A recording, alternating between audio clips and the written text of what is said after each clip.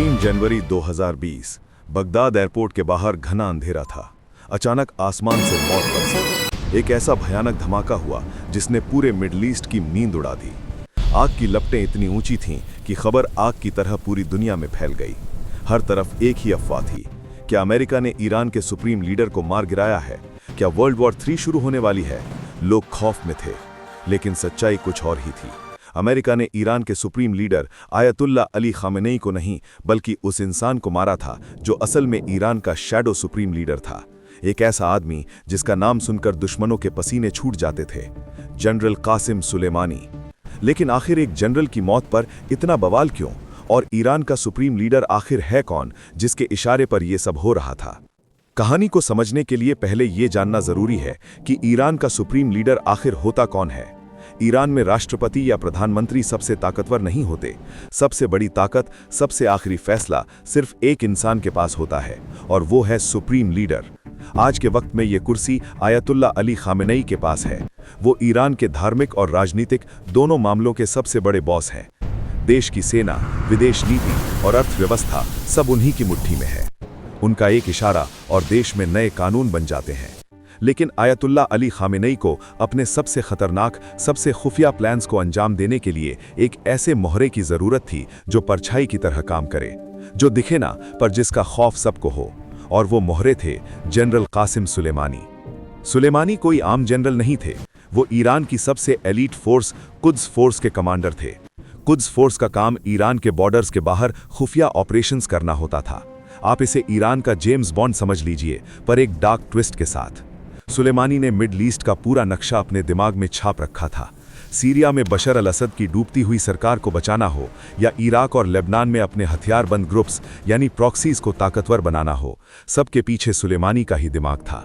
लोग कहते थे कि मिडल ईस्ट में एक पत्ता भी हिलता था तो सुलेमानी को पता होता था। जब ISIS का आतंक बढ़ा तो उसको खत्म करने में भी इस जनरल ने बड़ा रोल निभाया। लेकिन अमेरिका और उसके दोस्तों के लिए सुलेमानी एक आतंकी मास्टरमाइंड था, एक ऐसी आफत जिसने सालों तक अमेरिकी सैनिकों और उनके सहयोगियों पर हमले करवाए थे। जहां भी धुआं उठता वहां सुलेमानी के कदमों के निशान जरूर मिलते थे।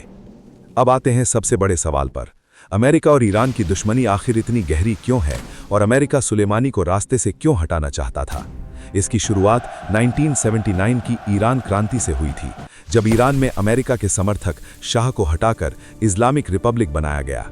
तब से लेकर आज तक दोनों देशों के बीच एक कोल्ड वॉर चल रही है। लेकिन 2019 के आखिर में ये दुश्मनी एक बार फिर आग बबूला हो गई। ईरान के इशारे पर काम करने वाले ग्रुप्स ने इराक में अमेरिकी बेस पर रॉकेट दागने शुरू कर दिए। इसमें एक अमेरिकी ठेकेदार की मौत हो गई। बात यहां नहीं रुकी। दिसंबर 2019 में ईरान समर्थित प्रदर्शनकारियों ने बगदाद में अमेरिकी दूतावास पर हमला कर दिया।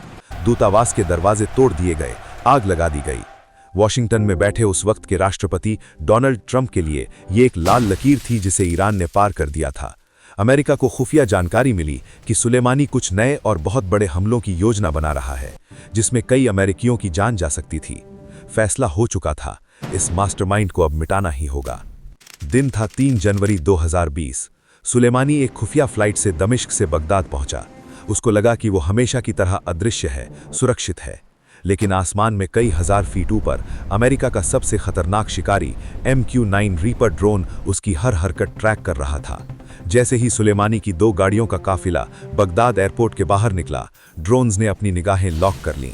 कुछ ही सेकंड्स में आसमान से आग बरसती हुई आई।